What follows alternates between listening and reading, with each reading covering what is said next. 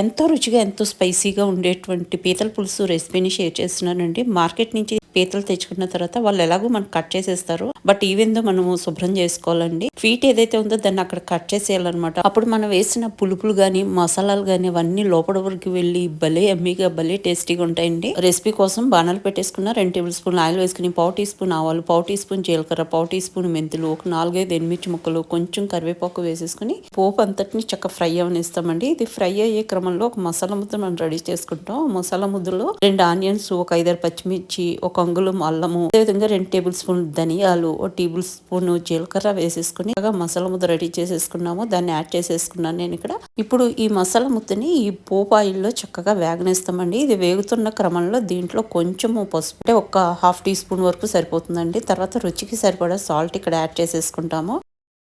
అదేవిధంగా 2.5 టీ స్పూన్ల వరకు ఇక్కడ నేను కారం యాడ్ చేసుకుంటున్నానండి. పులుసుకి ఎప్పుడు కారం ఎక్కువ పడుతుంది. యాడ్ చేసేసుకున్న తర్వాత దీన్ని అంతటిని కలుపుకుంటూ చక్కగా మనము ఫ్రై అవనిస్తాం అనమాట. కొంచెం అట్లా ఫ్రై అవుతుండగా కొంచెం కొత్తిమీర కూడా ఇక్కడ యాడ్ చేసుకుంటాము. ఇప్పుడు మొత్తం అంతా ఒకసారి కలుపుకుంటామండి. మిక్స్ చేసుకుంటాము. మిక్స్ చేసుకున్న తర్వాత శుభ్రం చేసుకున్న పీతల్ని ఇక్కడ యాడ్ చేసేసుకుంటాము. ఈ లోపు కమలా సైజ్ చింతపండు నానబెట్టి పెట్టుకుంటాం అనమాట. దాని నుంచి తీసినటువంటి పూర్తి జ్యూస్ పట్టేస్తుందండి. అది యాడ్ చేసేసుకుంటాం. ఇక్కడ చింతపండు రసం యాడ్ చేసిన తర్వాత ఒకసారి మిక్స్ చేసుకుని ఇంకొంచెం వాటర్ పడుతుంది మనకి. ఒక 1/2 గ్లాస్ వాటర్ వేసుకుంటే కరెక్ట్ అయిన కన్సిస్టెన్సీకి వస్తుంది అనమాట. మళ్ళీ పులుసు అంతా ఉడికేటప్పటికి కొంచెము మనకి దగ్గరికి అవుతుంది. సో కొంచెం వాటర్ యాడ్ చేసుకోవాలి. యాడ్ చేసుకున్న తర్వాత మొత్తం అంతా చక్కగా మిక్స్ చేసేసుకుని ఒక 10 నిమిషాల పాటు లో టు మీడియం ఫ్లేమ్ లో ఈ విధంగా ఉడకనిస్తామండి. మనం దించేస్తామనగా దాంట్లో 1/4 టీ స్పూన్ అంత మెంతి పిండి రోస్ట్ చేసి పౌడర్ చేసుకుంటాం అనమాట. అదే విధంగా 1/4 టీ స్పూన్ ఆవు పిండి వేసేసుకుని మొత్తం మిక్స్ చేసేసుకుని ఇంకొక 5 నిమిషాల పాటు చక్కగా ఉడకనిస్తామండి.